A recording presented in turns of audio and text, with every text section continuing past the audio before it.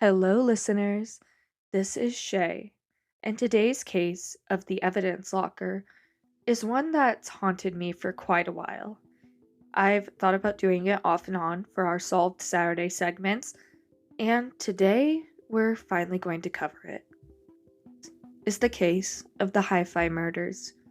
It was a robbery that led to 5 victims and so much more grief than you could ever imagine. Grief was caused by a group of men, but at the center there were two: Dale Pierre and William Andrews. There isn't a ton known about their childhoods, but Dale was born in the 1950s in Trinidad and Tobago and spent most of his life there. And in the early 1970s, he ended up moving to New York. People who knew Dale as a kid said he was really just kind of a jerk. He wasn't someone you really wanted to know growing up, and he was never really nice or got along with anyone. But that's all I could really find on his personality. In 73, Dale joined the US Air Force. He was stationed to the Hill Air Force Base in Utah. It's near Ogden. It's like, I believe, 10 miles away. So he's there and he's a helicopter mechanic. And while he's there, he becomes acquainted with William Andrews. William and Dale became quick friends. So William was born in 1953 in Virginia. His parents weren't really present, and he was raised by an older sister. Her name was Audrey, but Audrey was only a couple years older than him, so she didn't really raise him, more so just kept him alive. Bill wasn't really described as a jerk the same way Dale was. He was someone who kept to himself, kept quiet, just wanted to survive, get by in life. He didn't want the attention, he didn't want to cause any issues. And Will ended up being stationed at Hill Air Force Base, just like Dale. And he became a helicopter mechanic. And surprisingly, in Dale's first week at the Air Force Base, there was a murder, and it's not the one we're discussing today. Sergeant named Edward Jefferson, and he's living on base, and he was found murdered in his base housing, and he had a bayonet shoved through his eye, and there was never any evidence to prove who did it, no DNA evidence anyways. But circumstantial evidence-wise, everyone was pretty sure it was Dale, but he was never convicted. Anyways, Dale would commit petty theft and other petty crimes. He would try and get cash on the side. He felt he wasn't earning enough in the military. And this is when him and William make the plan to rob a hi-fi store. They had been planning this for quite a while, apparently, and even talked about it with other service members on base. And they were expecting to make around $5,000, which is $30,000 today. And it wasn't just these two guys. They actually recruited 4 other guys. So all in all, they were each going to have $5,000 in modern money after this heist, which isn't really worth it in my opinion, especially with what we know the outcome is. On April 22nd, 1994, there are 2 employees working. One is an 18-year-old, Michelle, and the other one is 20-year-old Stanley. Michelle is a senior in high school, and as this is Ogden, Utah, she is already engaged to be married. Her wedding is set for about 4 months away and slightly after high school graduation. Stanley and Michelle are doing their closing duties. They're not really expecting anyone to come in as it's close to closing time. They're hoping it's just going to be an easy night that, they can go home and have a nice relaxing night. And in come Dale, William, and a third guy, Keith. The other 3 guys they recruited are in the back in a getaway car waiting for the equipment to be loaded in. William didn't want to break in after the store closed because they were worried about triggering some sort of alarm system. So instead, they decided to break in while it's staffed. And they planned on leaving no witnesses. So instead of wearing a mask or being smart in any way, they decide to escalate to taking hostages and attempting to kill them. Dale and William take Michelle and Stanley, and they tell them they won't hurt them, they're just here to rob the store, and they take them downstairs to the basement, and they tie them up. And meanwhile, up in the store, the other guys are taking all the equipment and robbing the place, and they're bringing it to the back door so it can be loaded into the van, or whatever the getaway vehicle was. These men aren't the brightest. They didn't think to lock the doors. So, a 16-year-old boy named Courtney comes into the hi-fi store because they would let him park his car in the back of it. And he walks right into a robbery. Courtney can even really process what's going on. He has a gun shoved in his face, and he's led downstairs and tied up with Michelle and Stanley. They allegedly punch him in the stomach and knee him in the crotch because he refuses to get on his knees initially. Point that the 4 other robbers that Will and Dale recruited took off. They said, we already have the equipment. We don't want to actually kill these kids. We don't see a point in continuing with this. And Will and Dale said, go on, we'll catch up with you. And what they do is truly horrifying. After Courtney comes in, they still haven't locked the door. Like I said, not very smart. So there's a 16-year-old, 18-year-old, and 20-year-old being held hostage in the basement.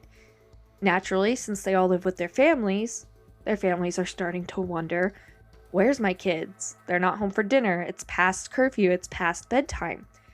So Stanley's father, Orrin, decides to go to the store and see if his son maybe had car trouble after work.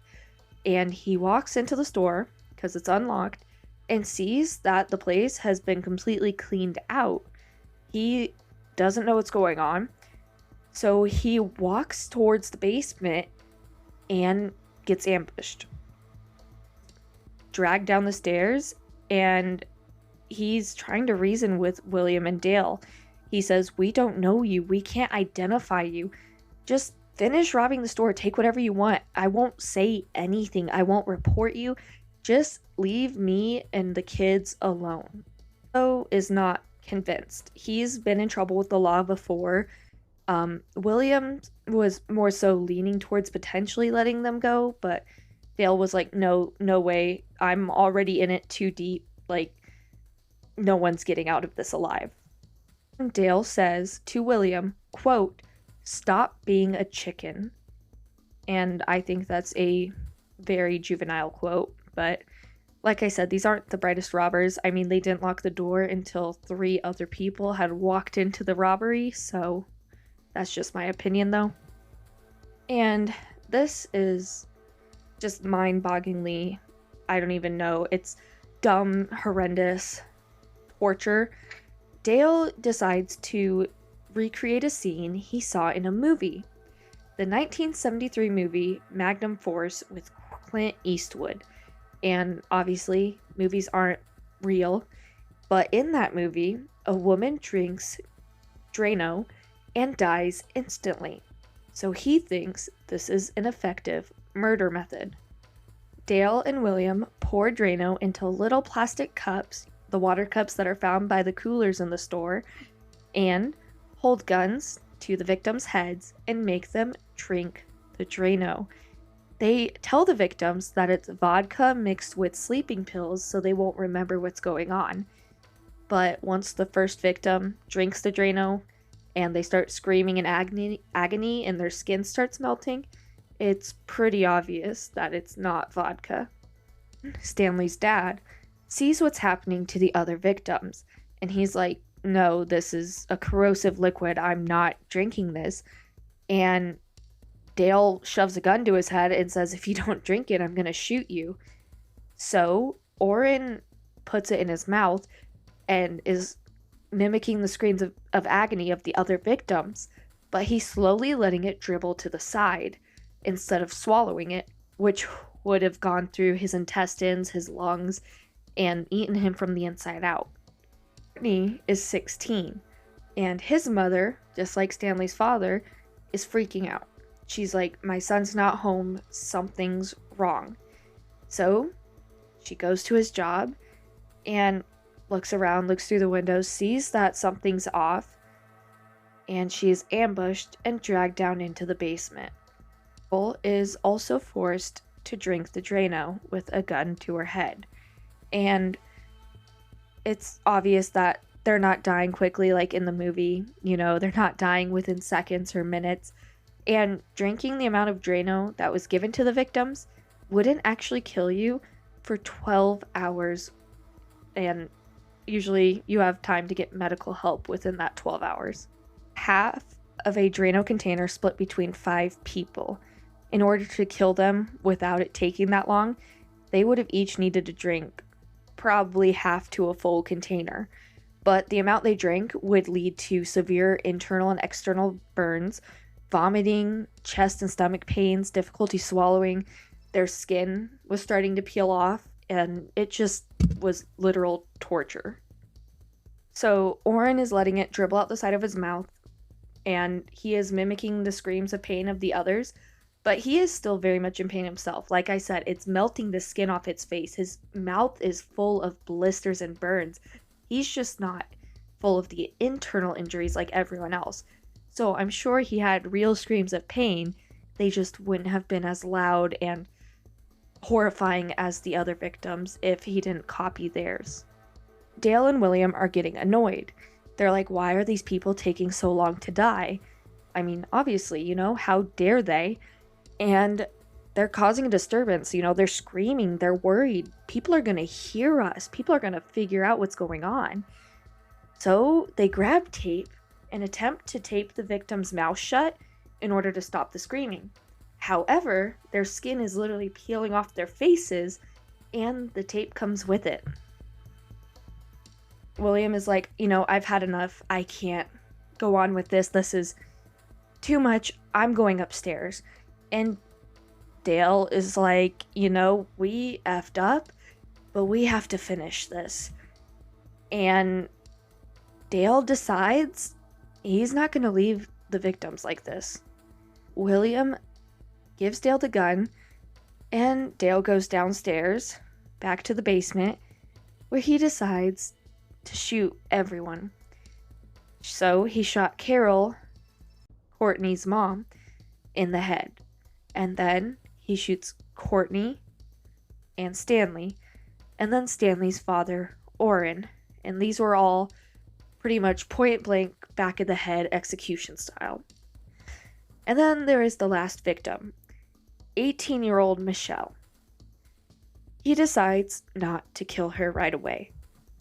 Takes her to another part of the basement, makes her take off all her clothes, and tells her if she complies, he will let her live. And he decides to sexually assault her. And afterwards, he takes her to the bathroom and makes her pee to get rid of evidence before bringing her back to the other victims. He's begging him, you know, you don't have to kill me. I won't say who you are. I don't know who you are. And he just throws her down next to Oren, Stanley's father, and shoots her in the head, killing her. So at this point, Dale's like, okay, they're all dead. There's no one that can turn us into the cops, right? Oren is not dead. He somehow survived Drano and a gunshot to the head. He was pretending to be dead. Unfortunately, before Dale leaves, he notices that Oren is still alive. I don't know exactly what tipped him off to this fact. Maybe he saw Oren breathing, maybe he saw movement. And they don't want to shoot any more shots. They're worried that someone's going to hear a gunshot eventually and report it. So he jumps on top of Oren and tries to strangle him, but it doesn't work. Dale is getting frustrated. This man will not die. So he takes a pen and shoves it into Oren's ear and stomps down on it. He stomps down on it so hard that it goes down and into his throat and comes out the side of it. Dale is finally satisfied. He's like, either Oren's dead or he's very close to death. There's no way he's coming out of this one alive. So Oren and William finally leave. Oren's wife and Stanley's mom, and she's like, oh my god, my husband and son still are at home. What's going on? She takes her other son, Lynn. They go to the hi-fi shop looking for Oren and Stanley because that's where their cars are. And they go up to the door and they're ringing the bell and they look in and they're like, oh my god, there's been a robbery. And that's when they hear the groaning coming from inside. Right? Lynn knocks down the door and his mom goes to a payphone to call the cops. Lynn is the one to find the 5 victims, including his brother and dad. Michelle and Stanley are pronounced dead at the scene. Carol and Courtney are both miraculously somehow alive, but barely, and they're hanging on for life. So they're rushed to the hospital where Carol is pronounced dead on arrival, but her son, Courtney, is somehow still alive, although in critical condition. Pretty touch and go for him for the first few days, few weeks, but after spending over 250 days in hospital, he is able to leave, though with extensive brain damage from being shot in the head and internal injuries from drinking Drano. Did Courtney survive? Oren somehow lived after being shot, drinking Drano, and having a pen stomped into his ear. He was actually still able to talk to police on scene right after they were found. And that's just nuts. Most of the timeline I'm presenting and most of the timeline from trial is from Oren directly. Courtney, his brain damage was so severe he doesn't remember anything that happened during or after the robbery and murders. So all of this comes from Oren and the suspects when they confess. It didn't take long to find them. Dale and William, like I said, were not very smart. The very next day, April 23rd, there was a tip, a random anonymous phone call, that there's some suspicious people at the Air Force Base who, weeks prior, had been talking about robbing the hi-fi shop. April 23rd, the morning following the murders, 2 teenage boys were dumpster diving at the military base and found the wallets and purses of the victims with their IDs still inside. So, detectives decided to make a show of it. As they're pulling each wallet and purse from the dumpster, they're waving it around going, oh, we're on to them now. We're going to easily find out who did this. And pretty much all the service members are looking at the detectives and they're horrified, they're shocked, they're disgusted, except for 2 service members at the back of the crowd who are pacing and gesturing with huge, grandiose movements at the detectives and the dumpster. The 2 acting suspicious, Dale and William. Even more crazy, the head detective of the hi-fi murders recognizes Dale's name from the murder of Sergeant Jefferson. Dale and William were taken into custody relatively quickly, and their rooms were searched. They found that they had rented a storage locker, so they go to that storage locker, and in it is all of the equipment taken from the hi-fi shop and a half-empty bottle of Drano. As well as Dale and William, they got a 3rd guy who was the getaway driver. However, the other 3 that were involved in the actual robbery have never faced charges, but in my opinion, that's not nearly as important as Dale and William facing charges for what they did. Dale and William were both sentenced to death on 3 counts for aggravated murder, in this case, murder committed in connection to a robbery. However, there has been some debate linked to their death sentences, mainly William, because he's not the one that pulled the trigger. People are saying he shouldn't have gotten death, he should have gotten life. However, he intended for them to die when he gave them that Drano. He wrongly believed that they would die, and even though they didn't, it was still his intention. And he knew when Dale took the gun from him that he was going to shoot them, and he did nothing. However, even Orrin said William wasn't around when the shooting took place. He was upstairs the whole time, but the jury didn't care. He was still sent to the chair. It did, however, take years for his sentence to be carried out because there were so many appeals over the years saying it was too harsh and that he didn't actually kill anyone. I personally think justice was served in this case. However, other people might disagree with me, so let me know your thoughts on this. And thank you for listening. This has been The Evidence Locker. I'm your host, Shay. This episode is edited by my husband, Toby. Join us next week as we open another locker. Stay curious, stay safe.